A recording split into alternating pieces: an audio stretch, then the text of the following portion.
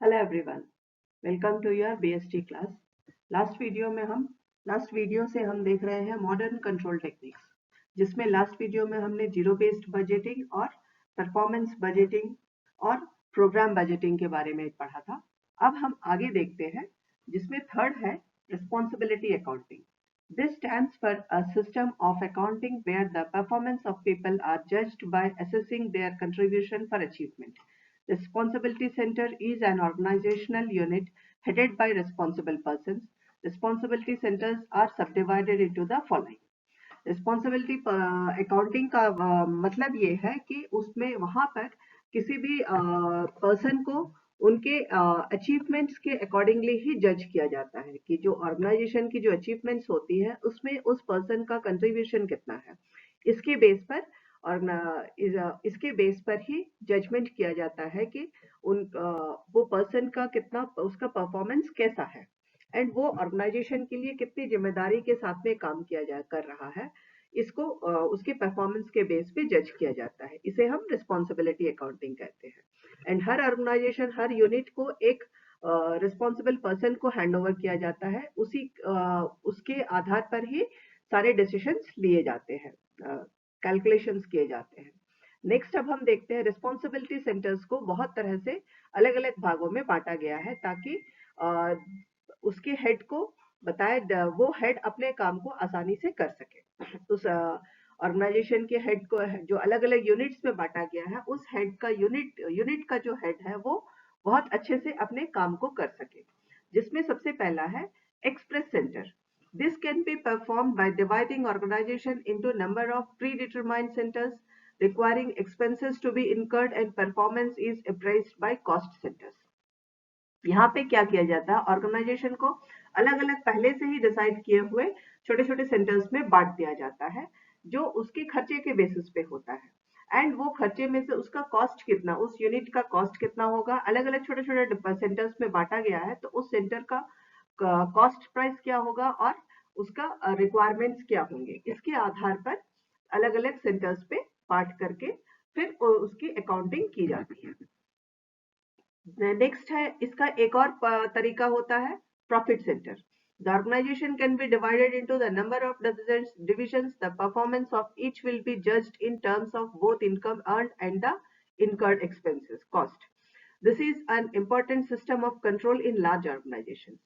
बड़े बड़े ऑर्गेनाइजेशंस में अधिकतर प्रॉफिट सेंटर के सिस्टम को ही इस्तेमाल किया जाता है। यहाँ क्या करते हैं कि हर ऑर्गेनाइजेशन को अलग अलग छोटे छोटे नंबर्स में डिवीजन में बांटा जाता है, जहाँ उससे उस डिवीजन से आने वाले इनकम और उसके एक्सपेंसेस, इन दोनों के आधार पर ही उसको जज किया जाता है, उसके परफॉर्मेंस को जज किया जाता है। This is profit centre organisation, profit centre system. ये एक और टेक्निक है। तीसरा टेक्निक है investment centre. According to this, supervisor is not only responsible for profit he makes but also for the assets he used. The investment made is separately ascertained and the profit return on investment is used as basis for judging performance accordingly. यहाँ investment centre में जो supervisor है उसकी जिम्मेदारी सिर्फ profit लाने तक ही नहीं होती है, इनफैक्ट वो जो एसेट्स इस्तेमाल कर रहा है उसके ऊपर भी उसकी जिम्मेदारी होती है। वो कितने तरह के एसेट्स को इस्तेमाल करते हुए कितना प्रॉफिट लेके आ रहा है, इसके आधार पर ही उसका परफॉर्मेंस को जज किया जाता है। अगर वो और यहाँ पर इन्वेस्टमेंट के लिए अलग से प्रॉफिट अलग से देखा जाता है, एंड वहाँ जो इन्वेस्टमेंट किया गया है उसके एसेट्स के लिए इसको अलग से देखा जाता है। This is the system technique for investment centre. इसके बाद में ये तो थे हमारे थर्ड वाले पॉइंट पे जहां रिस्पॉन्सिबिलिटी अकाउंटिंग थी। इसके बाद में एक है हमारा marginal audit. Audit means reviewing or examination of completed transactions, whether they represent true state of affairs or not. Management audit may be defined as comprehensive or constructive review of performances of management team. It is a systematic effort to search effectiveness and efficiency of the management. Management audit is formal investigation and is in-depth study of the management performances.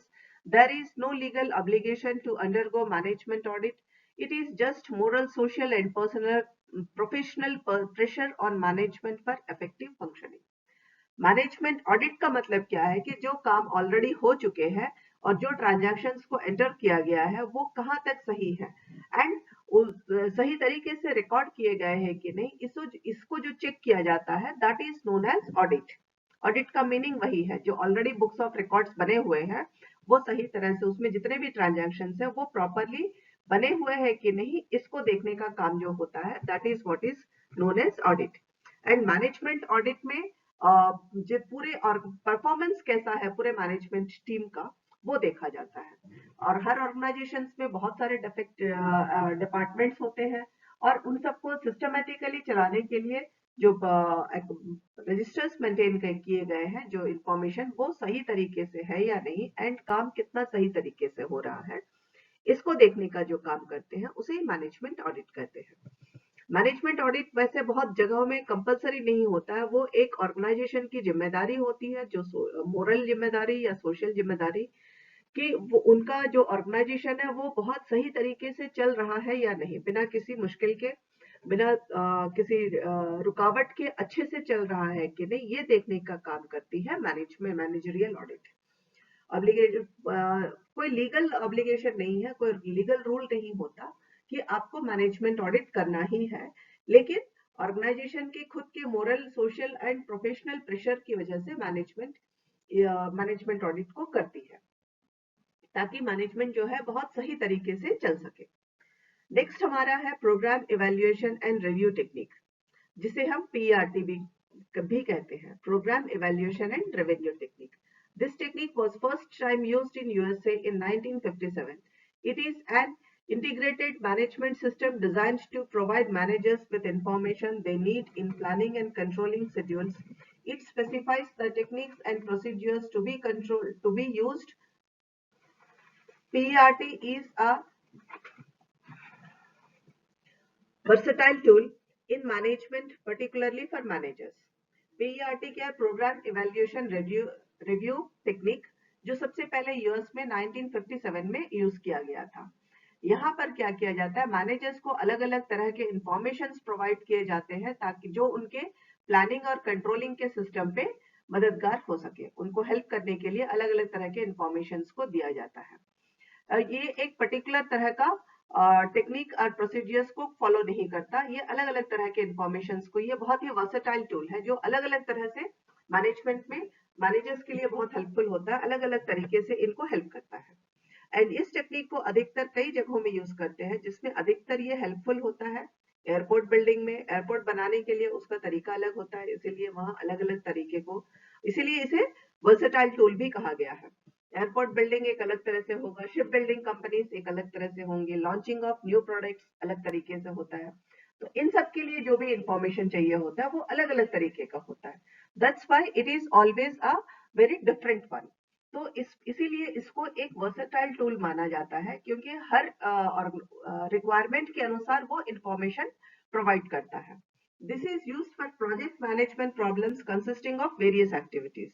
इस तरह के project management जहां बहुत तरह के problems होते हैं, अलग अलग प्रॉब्लम्स होती है अलग अलग एक्टिविटी की वजह से, ऐसे जगहों में program evaluation and review technique का इस्तेमाल किया जाता है. Next is critical path method, CPM. This was first used in USA in 1958. It is used for planning and controlling most logical, beneficial and critical, that is the shortest sequence of activities for accomplishing a project. Critical path would be the route for sequence while converting raw material into finished product, which takes minimum efforts and number of days. Lesser the number of days for project completion is the CPM, critical path method. Critical path method को सबसे पहले US में 1958 में शुरू किया गया था. यहाँ पे मोस्ट लॉजिकली और जो कम समय में जो बहुत अच्छे से काम कंप्लीट हो जाए, ऐसा प्रोजेक्ट्स जो बहुत कम वक्त में खत्म हो जाते हैं, उसके लिए जिस तरह की इंफॉर्मेशन की रिक्वायरमेंट होती है, ये वहां पे अधिकतर यूजफुल होता है. जितना कम दिनों में जो प्रोजेक्ट खत्म होने वाला है, उस तरह की चीजों के लिए क्रिटिकल पाथ मेथड बहुत ही हेल्पफुल होता है. नेक्स्ट है हमारा management information system. This is a system designed to supply information required for effective management by taking day-to-day decisions. The elements of management information system are as following. Management information system को इस तरह से design किया गया है वो वहाँ जो कि बहुत मैनेजमेंट itself के लिए ही मददगार होता है. हर दिन के जो डिसीजंस लेने पड़ते हैं मैनेजमेंट को रोजमर्रा के कामों में भी बहुत सारे डिसीजंस लेने पड़ते हैं. उस तरह से जो ऑर्गेनाइजेशंस होते हैं वहां पर मैनेजमेंट इंफॉर्मेशन सिस्टम बहुत ही हेल्पफुल होता है. एंड मैनेजमेंट इंफॉर्मेशन सिस्टम में क्या क्या चीजें आती है वो कुछ इस तरह से है. इसमें सबसे पहला होता है data collection. The first stage is who will collect what data to be collected, what form and how often. After data collection, relevant data to be properly classified and tabulated for use in effective manner. सबसे पहला point है यहाँ पे data collection. लेकिन data collection में कौन data collect करेगा, किस तरह के डेटा को कलेक्ट किया जाएगा एंड उसको किस फॉर्म में बनाया जाएगा, और डेटा कलेक्ट करने के बाद में उसको किस तरह से क्लासिफाई करके टैबुलेट किया जाएगा ताकि उसको इफेक्टिवली यूज किया जा सके. ये सारे काम जो होते हैं ये मैनेजमेंट इंफॉर्मेशन सिस्टम में डाटा कलेक्शन में किया जाता है. ये काफी सारे पॉइंट्स होते हैं जिनको देखना होता है कि किस तरह से किया जाए कि वो डाटा जो कलेक्ट किया गया है वो प्रॉपरली उस ऑर्गेनाइजेशन के लिए यूजफुल हो सके. Next is data management. Data needs a proper management which must be capable of giving efficient services and should be flexible.